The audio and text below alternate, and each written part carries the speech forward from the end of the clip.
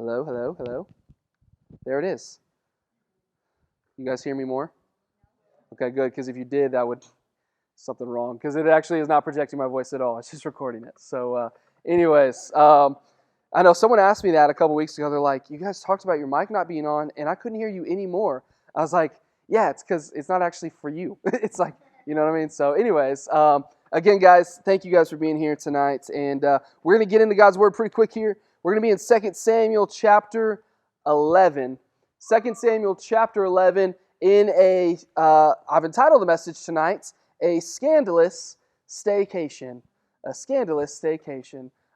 If you are familiar at all with this story, it's David and Bathsheba, so don't let that turn you off from it. I know you've probably heard it a lot, but nonetheless, man, I promise you there's some crazy stuff. But before that, I do have to ask you guys for a pretty serious prayer request, okay? I've been struggling recently, okay? I am currently going through what I would consider a quarter-life crisis, okay? It can't be midlife yet because I'm not there. I'm not the mid, well, I mean, maybe, who knows? Right, the quarter-life crisis sounds good, and here's why. Last week, I had a really bad day with my allergies, right? Anybody else? Thanks, Texas, right? So it was a bad day. Like it was like the nasty allergy day. You know what I mean? Your eyes are itching, your nose is running, you're sneezing, but it's not like the cute little, oh, he sneezed. It's like, get on the ground, hide your kids kind of sneeze. You know what I mean? Like, I call him the Stetson sneeze. Stetson, where are you, buddy? If you've never heard him sneeze, it's incredible. It's actually kind of an art. So if you can make him sneeze, please do sometime. And so it was a day of that kind of sneezing.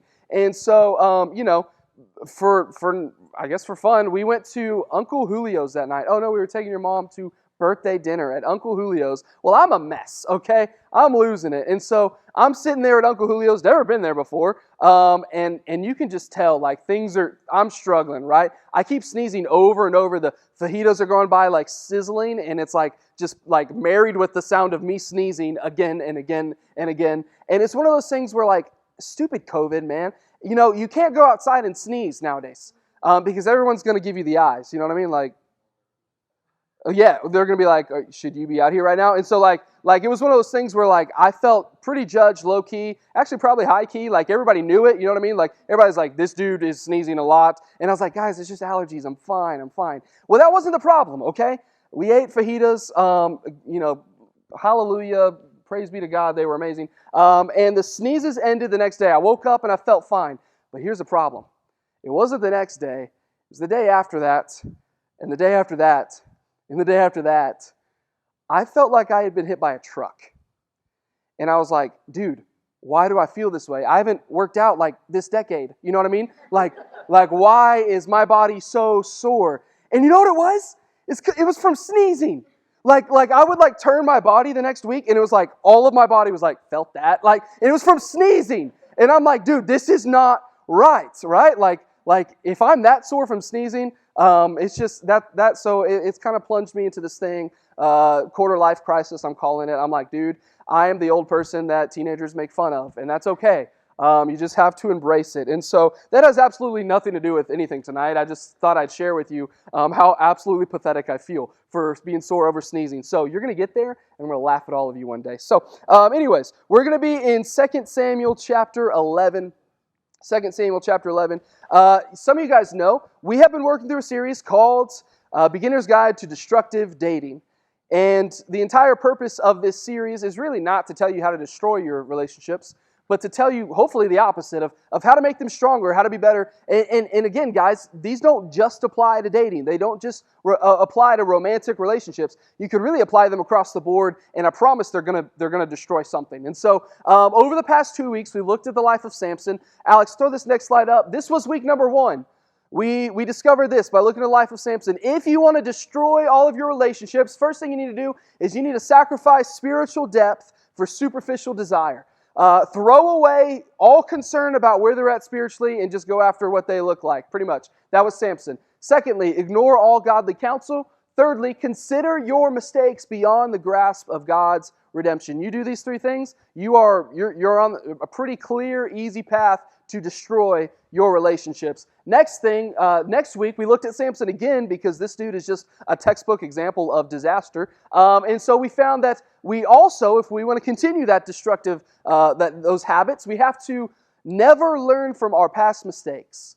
We saw Samson do the exact same thing he had done in the relationship before, and he never learned from it. We also saw that if we want to destroy our relationships, we need to disregard any and all red flags, right? Anything that comes up in that relationship that are like, I don't know about that, just throw it away. It probably doesn't mean anything, right? You can just get by it. And then lastly, we also talked, and this was a big one, man, especially for I think, young adults nowadays. If you want to destroy your relationships, give someone the benefits of a spouse without the commitment of a marriage. That will put you on a pretty quick path to really getting your heart broke, I promise. And so that's what we talked about last week. And so tonight, we're going to look at the next couple of things. We're going to continue this guide. We only have 2 weeks left. Tonight is really the last, I think, really practical one. And the one we're going to do in 2 weeks is the heart behind it all. And so I want to encourage you guys to make sure you're here for that because that's what I'm so pumped for that night. And so, nonetheless, we're in 2 Samuel chapter 11. If you're there, say boom. Okay.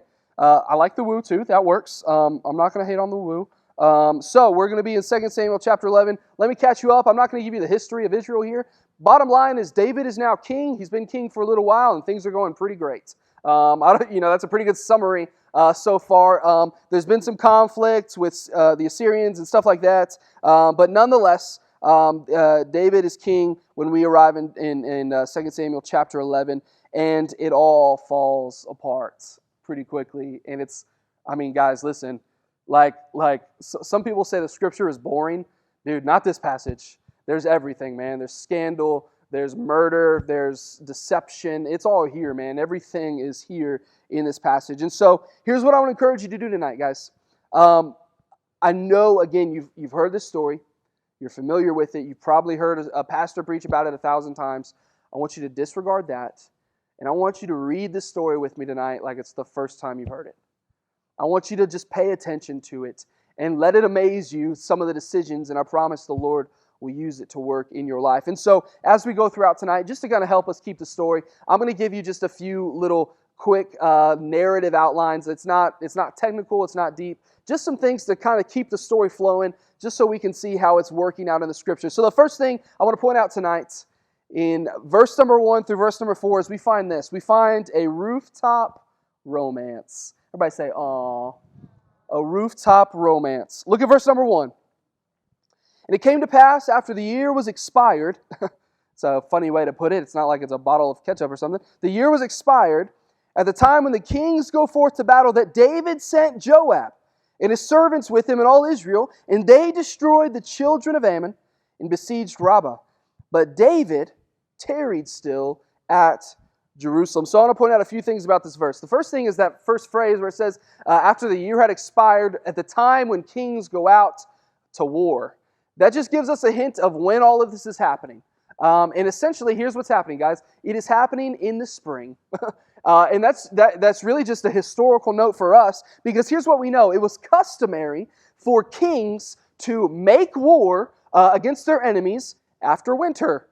Because, for obvious reasons, right? The weather's better, it's better conditions, all of that stuff. And so all of the beginning of this tells us that it was springtime, and it was the common time that kings would make war with their enemies.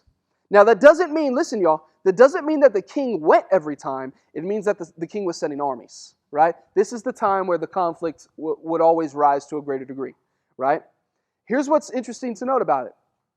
Specifically, in this instance, it says that this is the time that kings went to war, so David sent somebody else. Did you see it? Who's king? Who's king? David. David's king. And yet he's sending somebody else to make this war. So he sends Joab, who we know historically is his second in command. He sends Joab, and it says, look at the verse. It says, and his servants with him, and all Israel. The whole nation's out there. The whole country's out there fighting this fight. And it says that they win, man. It says that they actually they took over that city there, Rabbah, the children of Ammon. And then look at that last phrase. But David tarried still at Jerusalem. Do you get the hint that the author's trying to tell us something here? The people are out there fighting. They're out there winning this war, yet the king's still at home. Okay? The king is still at home. Hold on to that, guys. That is so important. Look at verse number 2. Verse number 2. And it came to pass that in the eventide, that David arose from off his bed, walking upon the roof of the king's house. And from the roof he saw a woman washing herself. And the woman was very beautiful to look at. So here's the deal, guys. Again, we've read it 1,000 times. We've seen the VeggieTales. We've seen the old school movies. We've seen all that stuff. So we're like used to this. When we read this verse, we ought to ask a lot of questions because it's weird. One, like why is the king of Israel getting up in the middle of the afternoon from his bed? Right? It said he got up in the evening from his bed. Right? Like, I mean, hey, I'm all for sleeping in, right? Like that is still a part of my life, right? I will always defend that, right? I think. I don't know. Maybe as I get older and get more sore from sneezing, I'll get up earlier. Who knows? But my point is like, why is he getting up in the middle of the afternoon or in the evening, right? And so what I was reading in some commentaries is there's a little disagreement, just very little on the time frame of a Jewish day back in the day. But most agree that the evening time, right, officially started at 3 and it lasted till about 6. Because typically in Israel, right, back in the day, their days were from 6 to 6 and that kind of thing. So nonetheless, so we're talking about 3 o'clock. So why is that happening? Well, here's the deal, guys. It was common for the people of Israel to lie down and take a nap during the hottest part of the day. It's the Middle East, right? Like if anybody should be like, bro, I feel you. Like I can feel the sun just reading the verse. It should be us Texans, you know what I mean? Summer's coming. And so David's like, bro, it's hot out there. I'm asleep for a little bit and then I'll get up. And so then he goes and he walks on the roof. And that's the next question I'm at. I'm like, bro, like why are you walking around a roof? Again, it's part of what they did, man.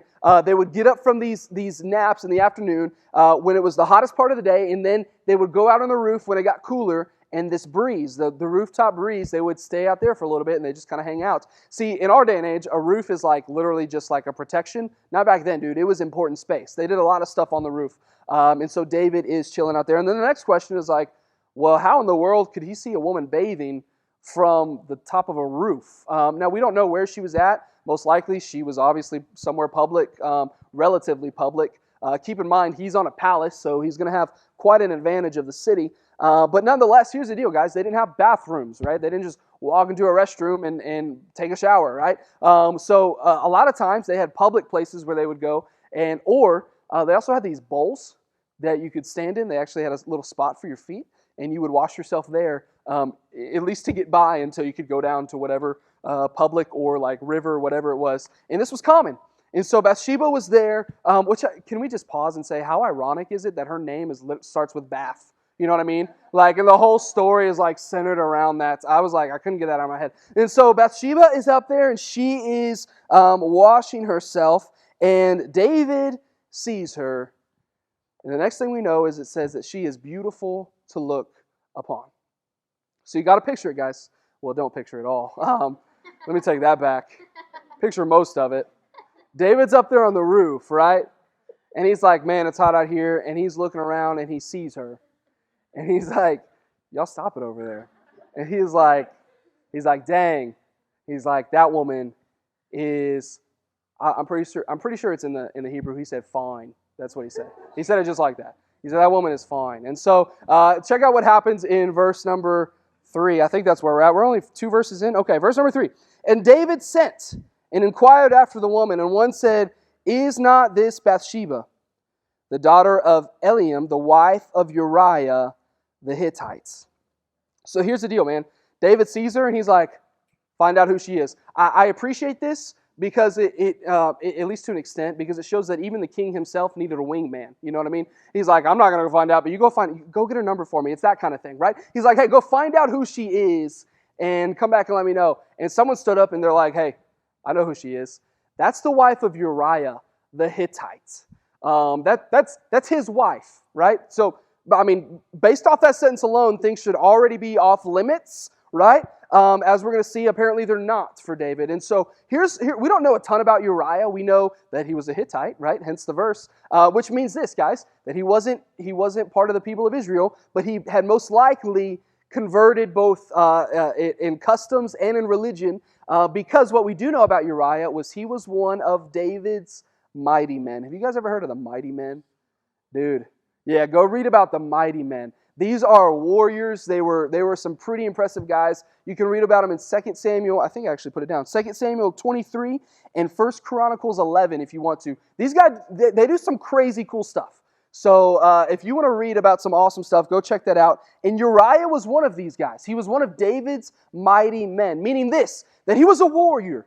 And not just like, man, that dude can fight. Like, this dude was he had a reputation, and he also had a status in Israel, right, as one of these mighty men. He was up there. He was prominent, especially in the military. And so that's who Uriah was. But check out verse number 4 into verse number 5. David sent messengers and took her, right? Took her. Notice that. She came in unto him, and he lay with her. For she was purified from her uncleanness. She returned unto her house, and the woman conceived and sent and told David and said, I am with child. So here's what happens. David's like, oh, that's Uriah's wife? He's out at war right now, right? He's out at the war that I instructed. Go get her. So they go get her. They bring her back. The King James says that she came in unto him and they lay together. You know what that means, right? They got intimate, right? And then it makes this weird note about purification. And so let me just be very technical for a second, so we understand this, because it's like, do we really need to know that? Why? It says that she was purified from her uncleanness, and that she returned into her house. Here's the deal, guys. Again, I want to say this delicately. When according to the law, when a woman would experience her cycle, right? At the end of that, she would have to be ceremonially washed, essentially, to be clean again. And that's how the law worked. And so what that means is that Bathsheba was in the process of that, meaning this, that verse number 5, when it says that she was pregnant, there was no doubt as to who the dad was. You know what I mean? That's why the author put it there, because it shows us that she could not have been pregnant before this encounter, and that it had to be the son of David. That's why he tells us this, right? According to this timing. And so she sends word to David like, hey, bro, I'm pregnant. And he said, oh, you know what I mean? He's like, oh boy. And then things get even crazier than they already are. So we saw a rooftop romance. The next thing we see is a warrior's nobility. Verses 6 through 13. Check it out with me. Verse number 6. We'll start doing this a little bit faster. And David sent unto Joab, saying, send me Uriah the Hittite. And Joab sent Uriah to David. And when Uriah was come unto him, David demanded of him how Joab did, and how the people did, and how the war prospered. And David said to Uriah, go down to your house and wash your feet. That means to relax. And Uriah departed out of the king's house, and there followed him, the King James says, a mess of meat, which means a gift from the king. But Uriah slept at the door of the king's house with all the servants of his lord, and went not down to his house. So David's like, oh boy, we got to do something about this. And he says, you know what? Go get me Uriah from the battlefield. Bring him here. I got to talk to this guy. So Uriah comes in, and he walks up to the king, his king, who he has been risking his life for out on the battlefield. And the king's like, hey man, give me a report. How's everything going? How's Joab doing? Are the people doing all right? As if he really cared. And this bothers me, man. The king is sitting there, King David's sitting there asking him, as if he really cared about the state of what's happening right then. All he cares about is deceiving Uriah in this moment. And Uriah gives him the answer. He's like, okay, cool. Go home. Relax a little bit, right? Go home and relax a little bit. Eat, drink, be with your wife, all that stuff. Go home and chill. And Uriah's like, bye. He walks out and he doesn't go home. It says instead that he goes to the gate of the palace, the door of the palace, and he sleeps there with all the servants of the king. With all the servants of the king. You're like, what? Why would he do that? Well, he tells us why here in just a second. Verse number 10. And when they had told David, saying Uriah went, he didn't go down to his house, David said unto Uriah, did you not come from your journey? Right? Why then did you not go unto your house?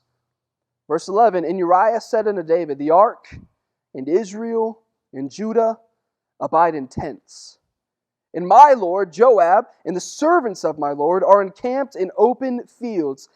Shall I then go into my house to eat and to drink and to lie with my wife?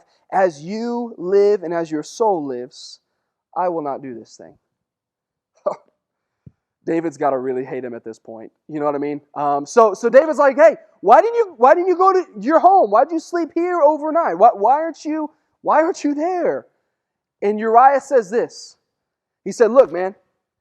He said, the ark of the covenant of God, as well as all the people of Israel, as well as all the people of Judah, as well as my commanding officer Joab, as well as all of my fellow soldiers, they're sleeping in tents tonight. He said, am I supposed to know that and then to go home and enjoy life as if nothing's happening?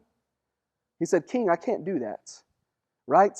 It's noble, right? It's honorable. He says this, guys, listen, this is important. He says, I'm not going to live as if we're in peace when I know my friends are at war. That's what he's saying. Man, he's standing up. He's like, dude, I'm not gonna live in all of this comfort when my friends are out there laying down their life. I'm going to pass that up. And I want you to take that and I want you to compare it to the king who literally, while he is saying this, the king a couple of days before had taken his wife while he was out fighting. Notice the character difference there. It's massive, it's vast, it's huge. Right? Look at verse number 12 into verse number 13. And David said to Uriah, wait here today also and tomorrow, and I'll let you go. So Uriah abode in Jerusalem that day and the next day. And when David had called him, he did eat and drink before him, and he made him drunk. At even, he went out to lie in his bed with the servants of his Lord, and went not down to his house. And it came to pass in the morrow that David wrote a letter to Joab and sent it by the hand of Uriah. Check this out. Here's what happens, man. David's like, this ain't working, right? This dude is too noble. He's not going to go home. He's not going to engage in any sort of romantic relationship with his wife at this point. So the only way that this might work is I got to get him wasted. That's David's plan. That's literally his plan. He's like, I'll give him a bunch of food and a bunch of wine and we'll see what happens. And you see how this thing is progressing for David? More and more deception, more and more deception. And so he gets him drunk. He gets Uriah drunk. And bottom line is, Uriah still doesn't do it. Even drunk, he is thinking more straight, that's the right word. More straight, even drunk, he is thinking more straight than King David, who is sober. And that's a sobering thought, the depth of this sin that King David is in. And so Uriah's like, nah, man, I'm not going to do it. Well, here's what we see next. We don't just see a warrior's nobility, we see a king's depravity. In verse number 14, down to verse 17. Verse 14, we just read it. I'll read it again. And it came to pass in the morning that David wrote a letter to Joab and sent it. Look at this. He sent it by the hand of Uriah. And he wrote in the letter saying, set Uriah at the forefront of the hottest battle. And then retire, leave him, that he may be smitten, he may be killed, and he can die. And it came to pass when Joab observed the city that he assigned Uriah into the place where he knew that valiant men were. And the men of the city went out and fought with Joab, and there fell some of the people of the servants of David, and Uriah the Hittite died also. Man, so here's what happens. He wakes up the next day. King David says, all right, bud, here's a letter. Take this to your commanding officer, Joab. So Uriah makes this journey back carrying this letter that is literally his death sentence. And in his loyalty, he never opened it up. Right? He gets there to Joab. He's like, this is from the king. I don't need to see it. Here's your orders. Joab reads it and he's like, wow. So Joab puts him at the front of the battle, man. And sure enough, King David said, put him up there, leave him alone, and watch him die. I need to know he's dead. What? And so Joab's like, well, we'll see about that. He puts him, it says where he knows valiant men are. Where valiant men are. And then he dies. And it's just like, it started with like David taking a nap and walking on the roof, and now a dude is dead. Like, it escalated quickly, you know what I mean? And that's not the last thing I want to point out. Jump down to verse 26, because we also see not just a king's depravity, we also see a wife's mourning. A wife's mourning. Verse 26. And when the wife of Uriah, do you notice how the author puts that? He didn't say Bathsheba. He didn't say the wife of the king. He said when the wife of Uriah heard that Uriah, her husband, was dead, she mourned for her husband. When the morning was past, David sent and he fetched her to his house. She became his wife and she bare him a son. Look at this last line. But the thing that David had done displeased the Lord. It had displeased the Lord. So Uriah dies. Bathsheba finds out and she loses it, man. We don't know. Well, I won't even get into it.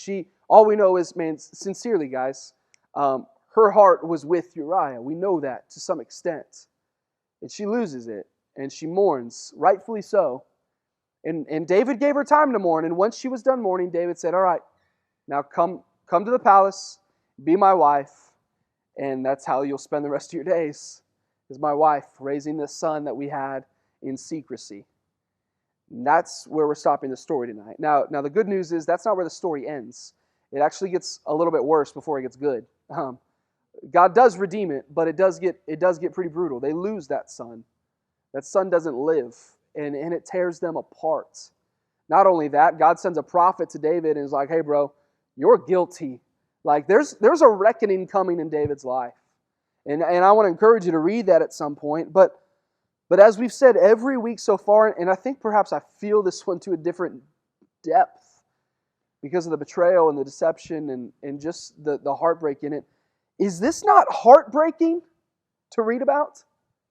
It's absolutely heartbreaking. Like what a disaster of a love story. You know what I mean? Like what a mess. Man, and once again, I just want to ask the question before we get out of here. What can we learn from it? Like how can we look at David's life and the decisions he made and we apply that to ourselves? And I know what you're thinking, Austin. I'm not a king. I don't really plan on reigning over any battles and sending people to the front lines. No, I get it, bro. I get contextually we're separated. I understand that. But nonetheless, there's some tendencies in David. Look at me, guys. Some tendencies in David that I see all too often in our lives. And that should scare us. And so, here's the deal, man. I'm going to give you a couple more thoughts. If you want to destroy your relationship to the degree that David did, which he was pretty effective in this one, here's a couple of things you can do. First thing you need to do is underestimate the danger of idleness. Of idleness. Not idle, idle, right? To be idle means to be lazy, to ignore responsibility. Here's what, listen guys, I promise not to take long. Just stick with me. This is so important. Even if you're not interested in dating at this point in your life, please listen. Dude, what drives me insane about this story, listen, is all of it could have been avoided had David done what he was supposed to be doing. If he were where he was supposed to be, this wouldn't have happened. You know what I mean?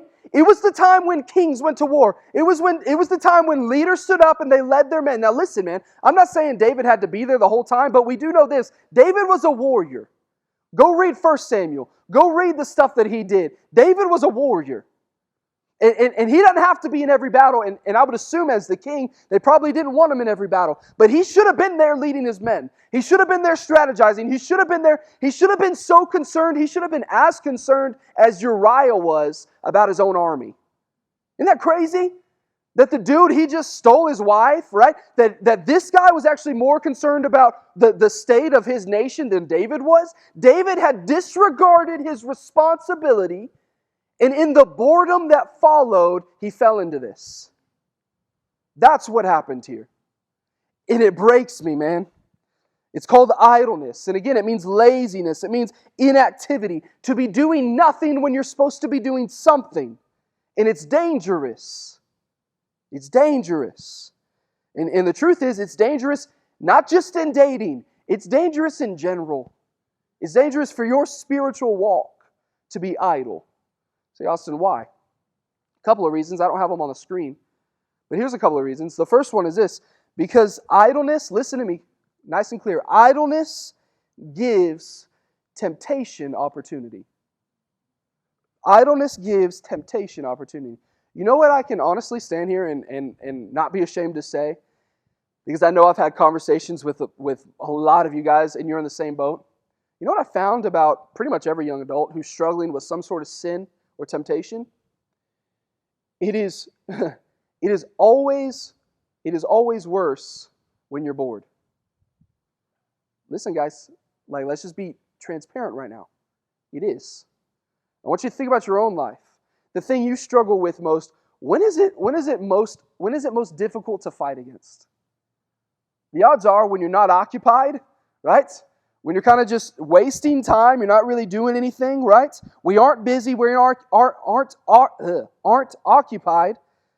And because of that, boredom becomes dangerous, man. I like how Charles Spurgeon put it. I have a quote. I want to show you guys this. Spurgeon said, some temptations come to the industrious, right? Those who work all the time. But all temptations attack the idle.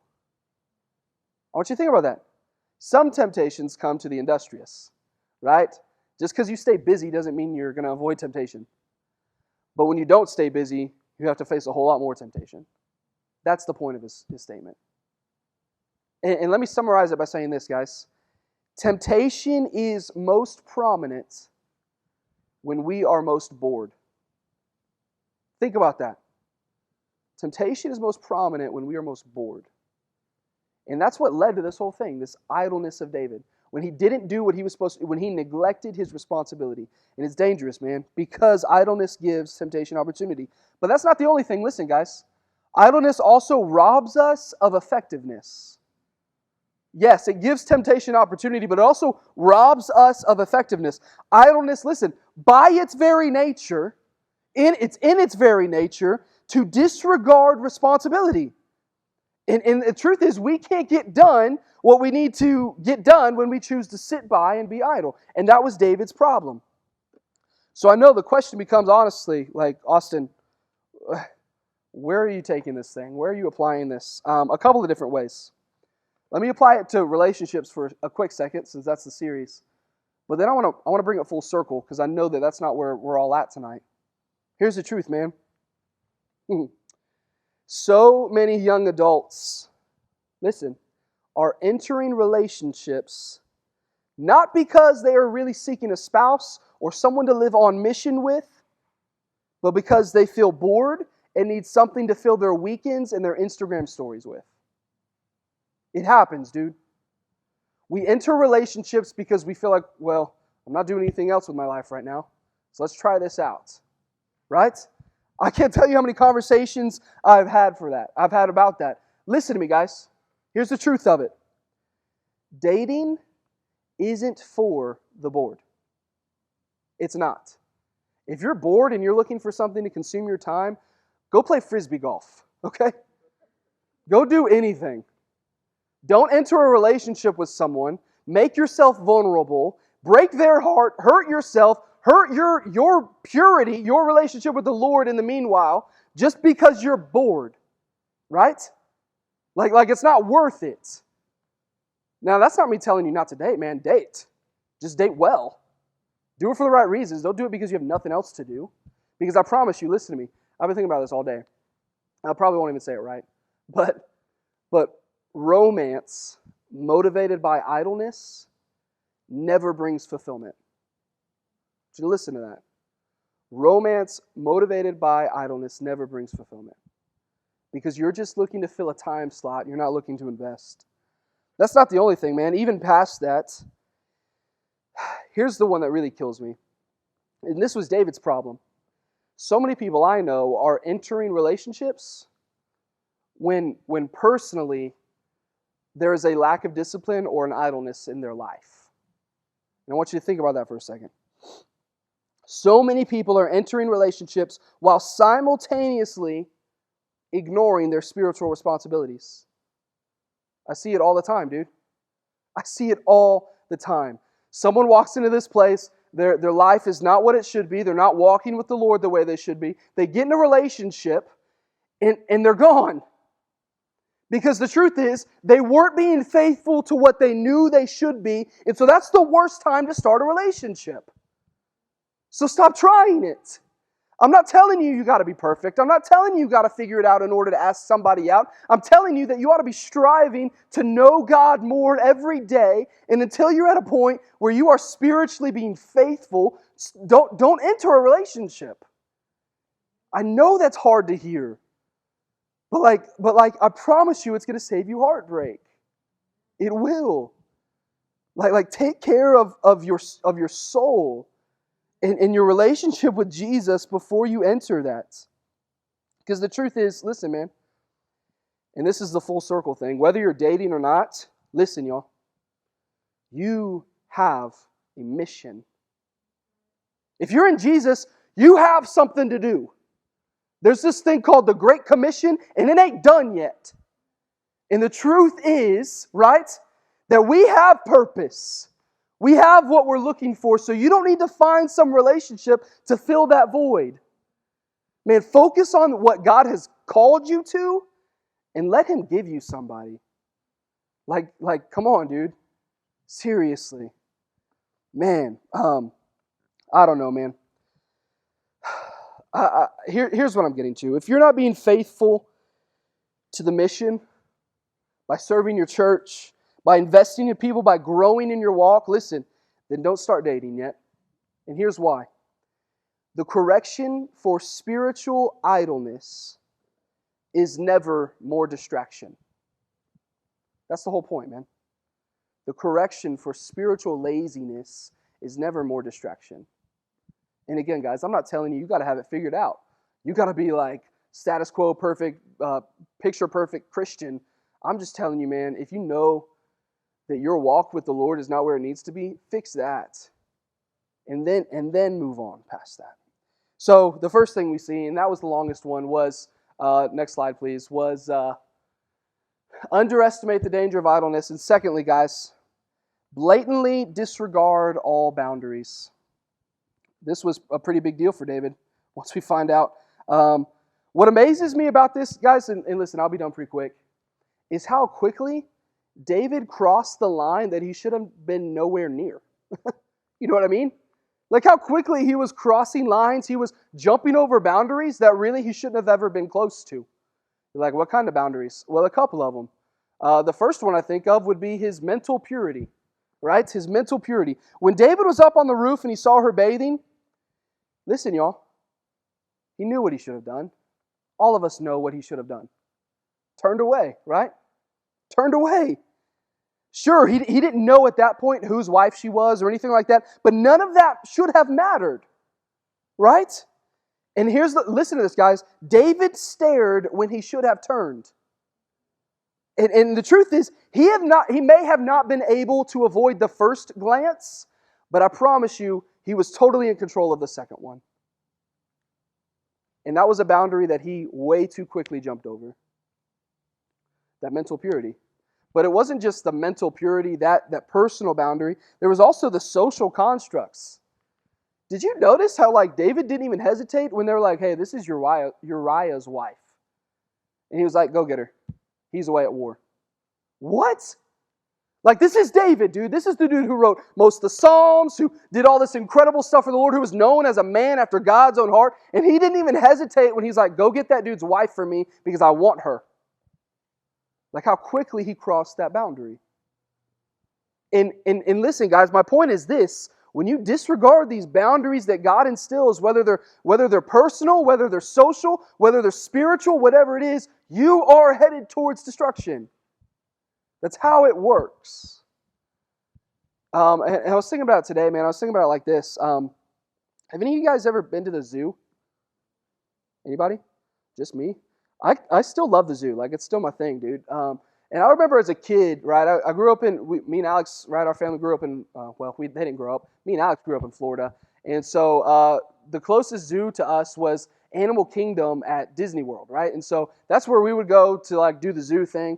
And I remember, man, I loved it, dude, because one, it's Disney, it's awesome. And two, there's just this atmosphere when you're a kid, right? And you go to the zoo. You feel kind of untouchable. Like you walk up to a tiger enclosure. I can remember there's a specific tiger enclosure there in Disney, and it was awesome because you guys know what it looks like, right? There's a giant glass, right? And if you're lucky enough, that thing could be like right up on it. And you can walk up and you can like get it in its face and you can look at it and you can, all that stuff. And it's crazy to me, listen, how as a little kid, I remember that. And I remember how fearless I was. You know what I mean? Like I walked up to that tiger glass. I was like, bro, this is sweet. Look at this tiger. You know what I mean? Like it didn't matter. That's a 350-pound cat that could eat me, right? I was like, dude, this is awesome. I didn't bat an eye. I went straight up to it. A couple years ago, I was given the opportunity to go to Thailand on a mission trip in college. Some of you guys remember that because y'all were here. And one of the things we did there was we went to a tiger sanctuary where they've trained some of these tigers, and you can actually go in the enclosures and you can pet them and like take pictures and stuff like that. And let me tell you, bro, my my demeanor, my atmosphere, everything about me, my attitude, it was not the same as when I was a little kid walking up to glass. You know what I mean?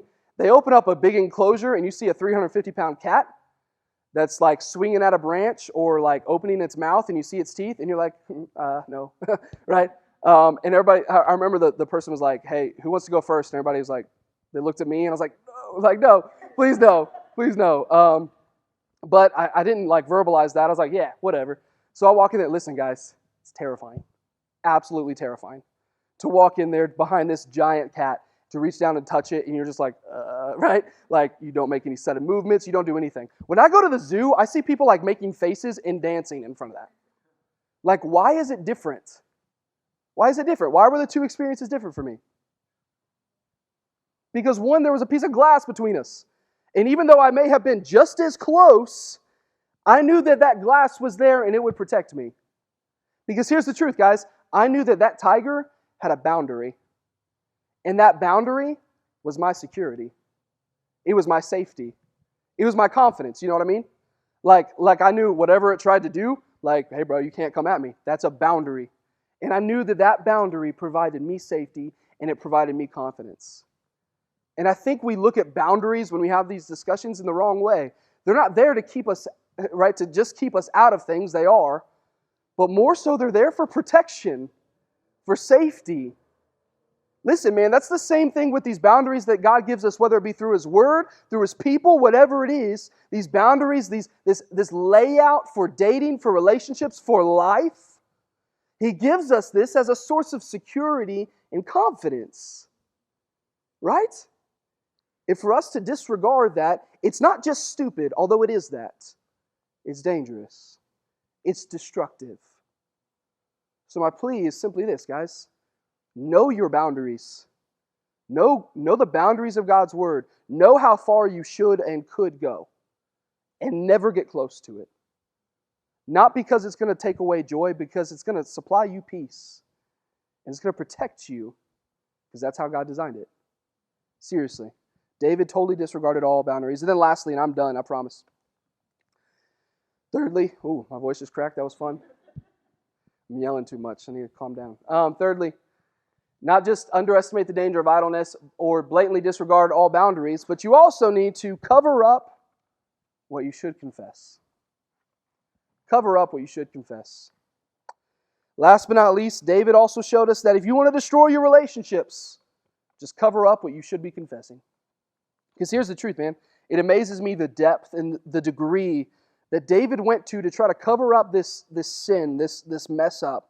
Right? Not just tricking his own soldier, not just lying to people, but then actually murdering him. That's the degree that David went to. And the truth is, every verse of this chapter was David's attempt to cover up, to clean things up, when he should have just owned it. That's the whole point of this thing, man. And it ends with the Lord being displeased, and with the one who was known for worshiping and devotion being the bad guy here. You know what I mean? And here's my point, man. The truth is, guys, listen, this is really good dating advice, but it's even better life advice. if you want to destroy whatever it is, man, instead of confessing it and making it right, just cover it up. Because I promise it'll find you out again at some point. It'll resurface. Don't get me wrong, man. There's going to be consequences bringing this stuff to light. But I promise they are far less fatal than what happens when you cover it up. All right?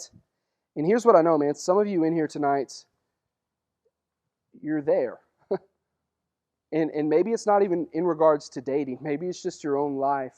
Maybe it is regards to relationships, whatever it is. Some of you guys are there tonight. And you're sitting there thinking, Austin, that's cool, bro, but you have no idea what I've done. And if I were to sit here and confess, man, it'd be a long list. We probably don't have the time. And let me just be clear with you. You're right. I have no idea. Quite frankly, I don't want to know. But here's what I do know tonight, guys. Listen. Again, true for dating or not. I know that 2,000 years ago, God became a man. And He walked, and He talked, and He taught, and He laughed, and He cried. Look at me, guys. He cried. And then they took Him and they murdered Him in front of everyone. And it wasn't just some random accident that got Him up there. It was intentional. The Scripture says that He was up there paying the price for the very sin that you and I are trying to hide. And so my plea with you tonight is stop hiding it when there's a Savior who stands ready to forgive it. And again, man, that's not just relationship advice, dude. It's everything. Stop covering up what the Lord has called you to confess. I don't mean confession in some weird liturgical, like churchy way. I mean like literally just getting on your face before God saying, I know I did this and I know it's wrong. Forgive me and help me. It can literally be as simple as that.